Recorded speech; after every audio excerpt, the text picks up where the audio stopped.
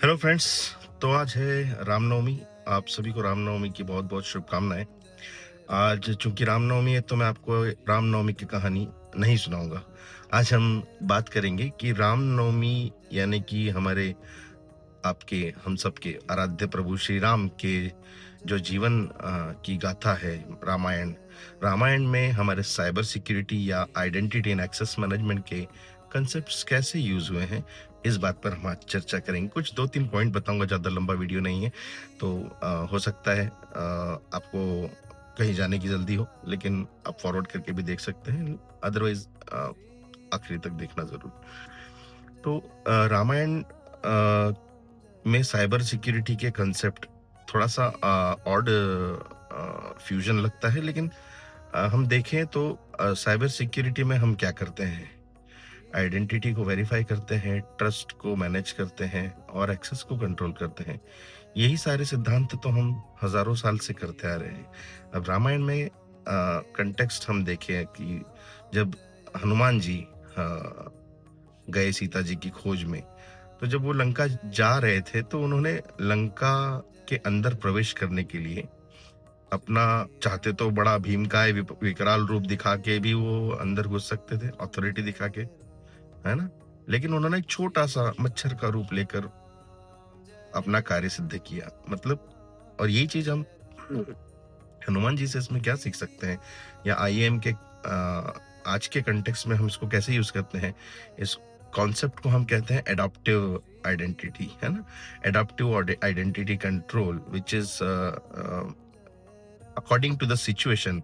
Identity वही रहेगी, लेकिन सिचुएशन के अकॉर्डिंग उसका एक्सेस, उसका प्रिविलेज, उसका बिहेवियर चेंज हो जाएगा। एडॉप्टिव एक्सेस को इम्प्लीमेंट करने के लिए कंडीशनल पॉलिसीज होती है। जैसे कोई ट्रस्टेड सिस्टम से लॉगिन कर रहा है तो उसे फुल एक्सेस मिलेगा, और अनट्रस्टेड डिवाइस से लॉगिन कर रहा है तो उसको लिमिटेड एक्सेस मिलेगा। ऐसे एडॉप्टिव एक्सेस की शुरुआत हमारे भगवान श्री हनुमान जी ने की, जो अपने रूप बदलकर लंका में उन्होंने प्रवेश किया। दूसरा सिचुएशन ये है कि आइडेंटिटी को वेरीफाई करना। जब सीता मैया के पास पहुंचे हनुमान जी, तो चाहते तो बोल देते कि भाई मैं तो इतना महान हूं, सारी दुनिया मुझे पूजती है, मैं जो कह रहा हूं वही सत्य है।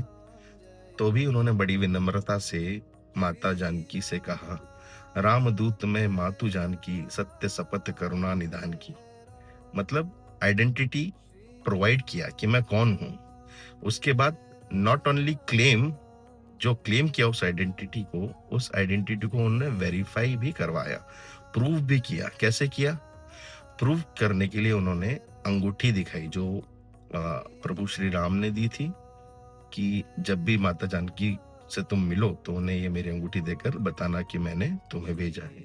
तो आइडेंटिटी का क्लेम किया कि रामदूत में मातु जानकी, सत्य शपथ करुणा निधान की, और आइडेंटिटी के क्लेम को वेरीफाई करने के लिए अंगूठी दिखाई। ये वेरिफिकेशन हो गया आइडेंटिटी का। ठीक है। तो ये कॉन्सेप्ट भी हम हनुमान जी के इस प्रसंग से सीख सकते हैं कि कैसे आईएम का ये आइडेंटिटी वेरिफिकेशन एंड क्लेम हमने वहां पर अप्लाई किया। आजकल के रियल वर्ल्ड में आईएम के क्लेम, आइडेंटिटी का क्लेम और आइडेंटिटी का वेरिफिकेशन के लिए हम लोग यूजर नेम, पासवर्ड, एमएफएज यूज करते हैं, जो कि आइडेंटिटी को न केवल क्लेम करता है बल्कि वेरीफाई भी करवाता है कि it is the right user who is requesting the access. दूसरी चीज आती है Lakshman Rekha, controlling the access. Lakshman Rekha एक सिंपल लाइन नहीं थी, वो एक बॉर्डर लक्ष्मण जी ने खींच के चले गए माता जानकी के चारों तरफ, कि माता आप इस रेखा के अंदर रहेंगी तो सुरक्षित रहेंगी। एक सिक्योरिटी जोन बना दिया श्री लक्ष्मण जी ने। लक्ष्मण जी ने जो सिक्योरिटी जोन बनाया, उस सिक्योरिटी जोन को जब नहीं माना माता जानकी ने, तो फिर सिक्योरिटी ब्रीच हो गया, है ना? सिक्योरिटी ब्रीच हो गया। रावण जी आए और उनको हरण करके लेके चले गए, है ना?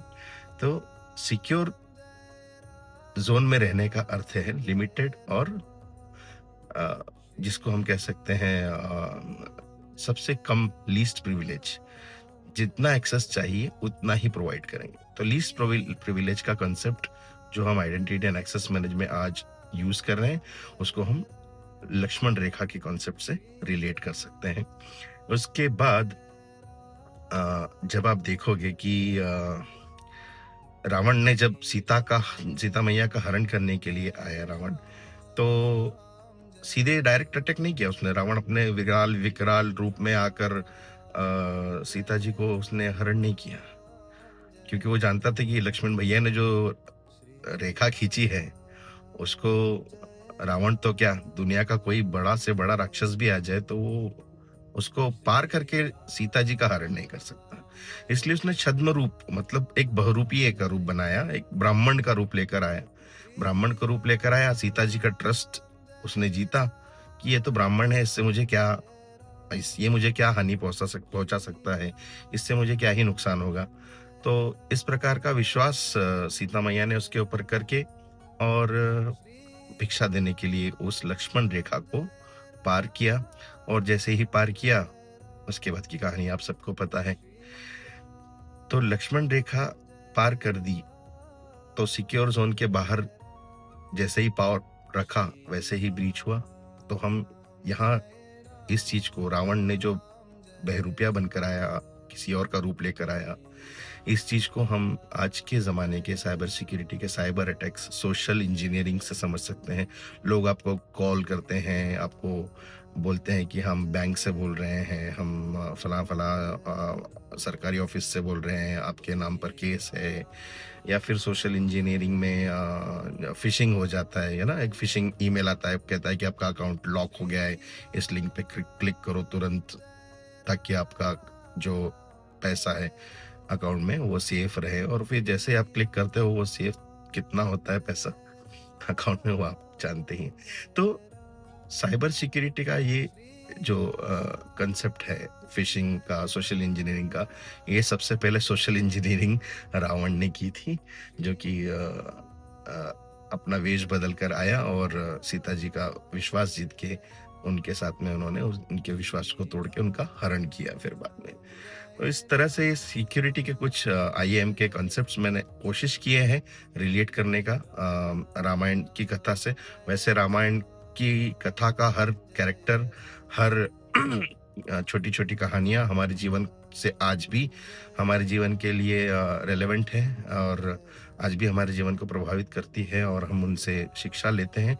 आप मुझे बताइए कि आपको रामायण का कौन सा कैरेक्टर ऐसा लगा जो आईएएम से या साइबर सिक्योरिटी से रिलेटेड है, या कौन सी ऐसी घटना है रामायण की जो आपको लगती है कि आज के ज़माने के या साइबर सिक्योरिटी और आईएएम के कॉन्सेप्ट से हम लोग रिलेट कर सकते हैं। अगला वीडियो और ज़्यादा डीप डाइव में बनाऊंगा और ऐसी कहानियां लेकर आऊंगा जिसमें रामायण की ऐसी ऐसी कैरेक्टर्स और कहानियां होंगी जो हमने कम सुनी है, जो